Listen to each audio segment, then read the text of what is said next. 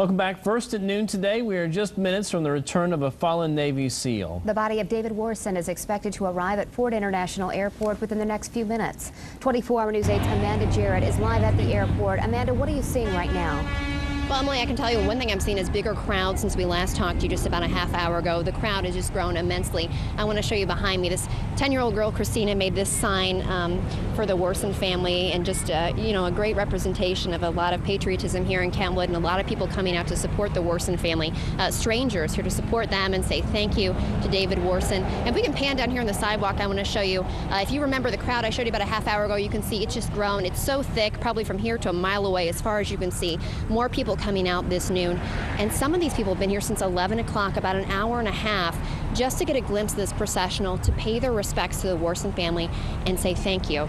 So again, we're still out here, we're staying with this. We're being told that the plane could land anytime now, maybe about 12:40, so that's of course tentative. Now once the procession starts, it'll come out here to this side road, it'll turn left on Patterson, going down to right on 68th, and ending there at Stroh Funeral Home in Cutlerville. So there's a lot of people lining the streets, but again, just bigger crowds as time goes on. People out here really wanting to say thank you. But we'll stay with this, and we'll keep updating you. Live in Kentwood, Amanda Jarrett, 24-hour News 8.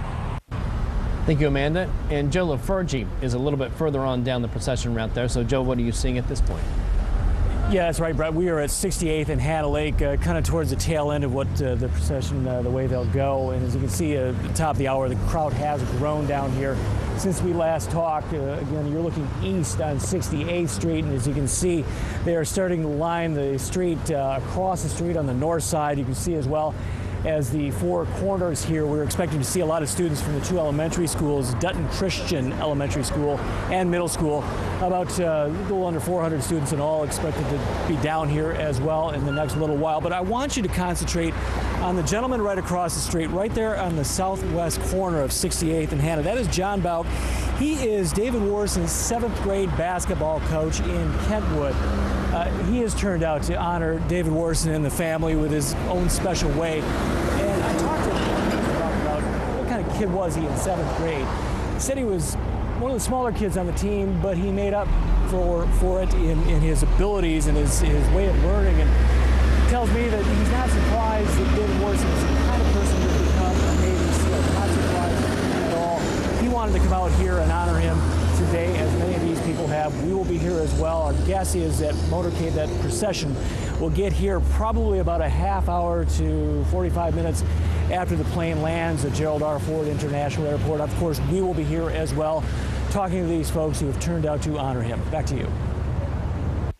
Our team coverage along the procession route continues with 24-hour News 8's Rick Albin, who is near the funeral home where many people are gathered as well. Rick?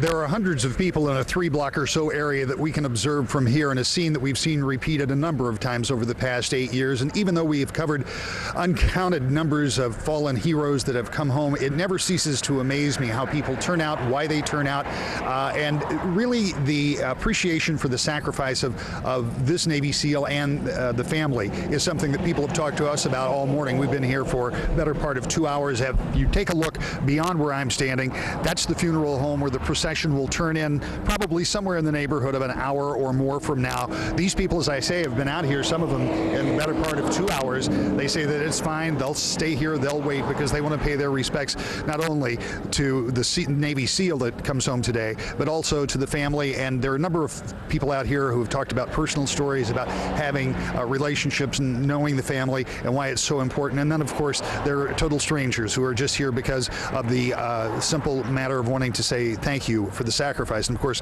we'll be here and have a recap on all of this coming up later today on 24-hour News 8. In Cutlerville, I'm Rick Albin.